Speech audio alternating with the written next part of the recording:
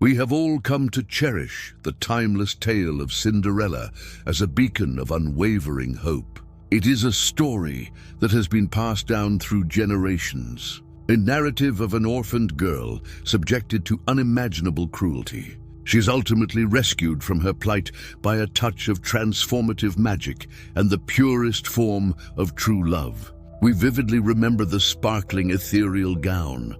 We recall the iconic glass slipper, a symbol of destiny. And of course, the handsome, charming prince who seeks her out. But what if the magic we so fondly remember was never real? What if her grand escape was nothing more than a desperate delusion? A fantasy born from the depths of unbearable pain and profound isolation. Let us imagine a different version of Cinderella, one trapped not just by the malice of her stepfamily, but by the very walls of her desolate attic room. Her entire world shrinks, becoming confined to the dust motes dancing in the faint sunbeams. Her reality is the mournful whispers of the wind against the eaves, and the relentless hounding echo of her own growing despair. The abuse she endures transcends the physical. It is a constant, insidious erosion of her sanity. It acts as a slow poison, seeping inexorably into the very fabric of her mind. Her only companions in this solitary confinement are the mice and the birds. These are simple creatures of the attic, scurrying and flitting in the shadows. But within her fracturing mind, they transform into something more. They begin to talk to her, to advise her, to offer the solace that no human ever did. This isn't the work of enchantment. It is a sophisticated coping mechanism. A vivid, all-consuming projection of her deep-seated yearning for connection and agency. These talking animals are but fragments of her own psyche, desperate to break free from her mental prison. The iconic fairy Godmother, who arrives in a blinding burst of light and impossible magic, represents the ultimate manifestation of this complete psychological break. She is not some benevolent, otherworldly spirit. She is the desperate, all-consuming wish for rescue personified. A hallucination so potent, so visceral, that it feels undeniably real to the broken girl. Every magical transformation, from the pumpkin to the carriage, every impossible feat, is a testament to the mind's incredible ability to create an escape when reality becomes simply intolerable. The grand ball, the dazzling dress, the enchanting meeting with the prince.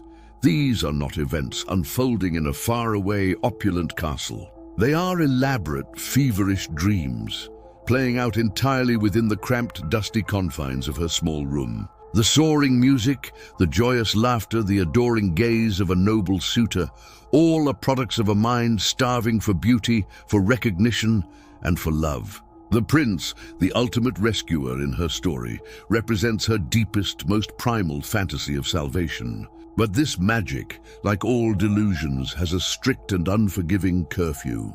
Midnight strikes, not as a fairy's spell-breaking, but as the harsh, cold reality crashing back in. The magnificent carriage reverts to a simple pumpkin, the glorious gown to tattered rags, not because of a fairy's time limit, but because the mind can only sustain such elaborate fantasies for so long. The crushing exhaustion, the gnawing pain, and the stark truth of her imprisonment inevitably reclaim their hold. She clings to the single glass slipper, not as a symbol of hope for the future, but as the last, tangible piece of her rapidly fading delusion. It is a fragile, delicate anchor to a beautiful lie.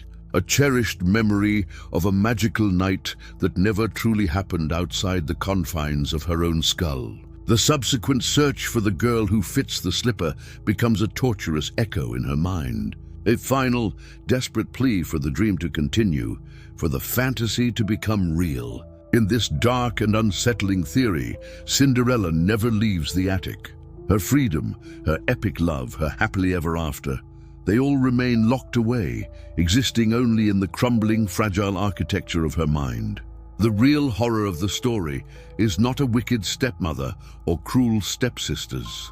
It is the profound and utter tragedy of a spirit broken beyond repair. A young woman finding her only solace not in love, but in the depths of madness. This reinterpretation shatters the comforting innocence of the beloved fairy tale. It transforms a story of hope into a chilling psychological horror. It forces us to question the very nature of the stories we hold dear. What other beloved tales might hide such disturbing hidden truths? Share your own theories and thoughts in the comments below. And if you dare to explore more dark corners of classic tales, subscribe and join our journey into the shadows.